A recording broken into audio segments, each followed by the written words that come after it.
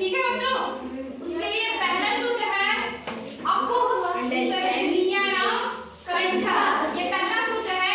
इसमें समझिए किसका किसका उच्चारण स्थान हमारे कंठ से होता है। कंठ मतलब ये वाला हिस्सा, ठीक है, गर्दन का ये वाला हिस्सा। उसमें देखिए अ, क्या चाहे ह्रस्व अ हो चाहे दीर्घ हो, जिसको आप हिंदी में छोटा अ बड़ा अ कहते हैं, दोनों का उच्चारण स्थान कंठ होगा। और व्यंजन में क वर्ग क ख ग घ अंग फिर ह का और विसर्ग का उच्चारण स्थान क्या होगा? कंठ होगा। दूसरा सूत्र है इच्छु यसानाम तालु, इसमें ह्रस्व ई या दीर्घ ई।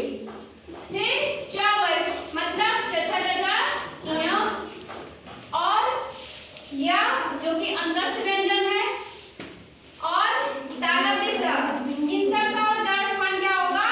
ताल। ताल मतलब हमारे मुख में जो ऊपर वाला होता है हिस्सा, उसको हम क्या कहते हैं?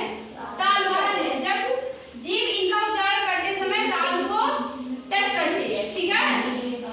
फिर ऋतु रसानाम मूर्धा, अब यहाँ पे देखिए री है, री और ट वर्ग, साथ रहो बच्चों, ट वर्ग में ट ठ ड ढ अड़, ये 5 व्यंजन आते हैं, ठीक है। और र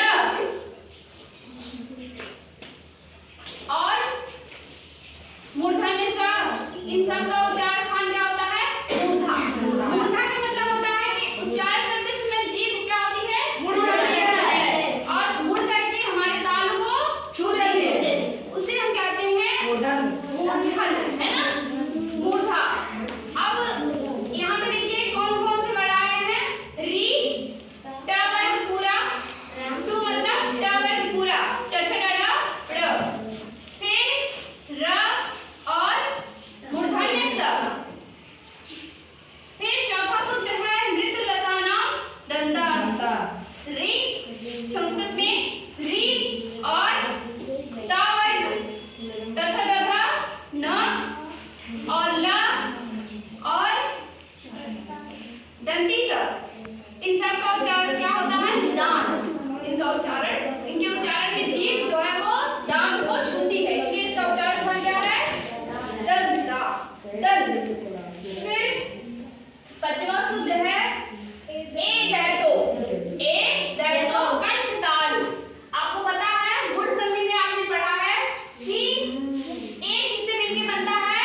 अ और ई से, अ और ई से। जहाँ पे आप देख रहे हैं अ का उच्चारण स्थान क्या है? कंठ होता है और ई का उच्चारण स्थान ताल होता है, इसलिए कंठ ताल हो जाएगा ए का उच्चारण स्थान, ठीक है। फिर छठवां सूत्र है उपधमानीय नाम ओष्ठः, उपधमानीय नाम ओष्ठः। तो वहां पे उ चाहे ह्रस्व हो चाहे दीर्घ हो, व मतलब सॉरी ये लग रहा है बचवा वाला ना बच्चों, एक हाँ छठवां ही करा है।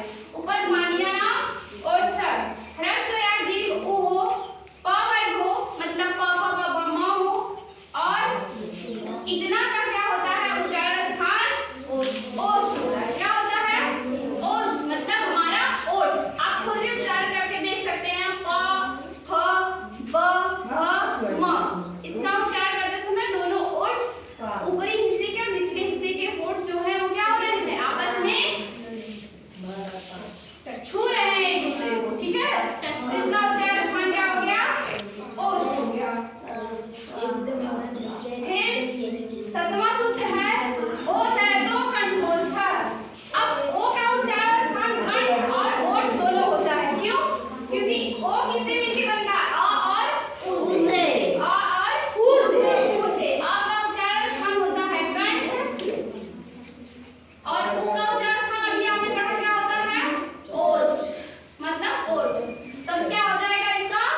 ओ दैतो कंठोष्ठः। फिर व बच रहा है, व्यंजन में व बच रहा है, जिसका उच्चारण स्थान होगा वकारस्य दंतोष्ठः, मतलब दांत और ओठ दोनों से किसका उच्चारण होता है? व।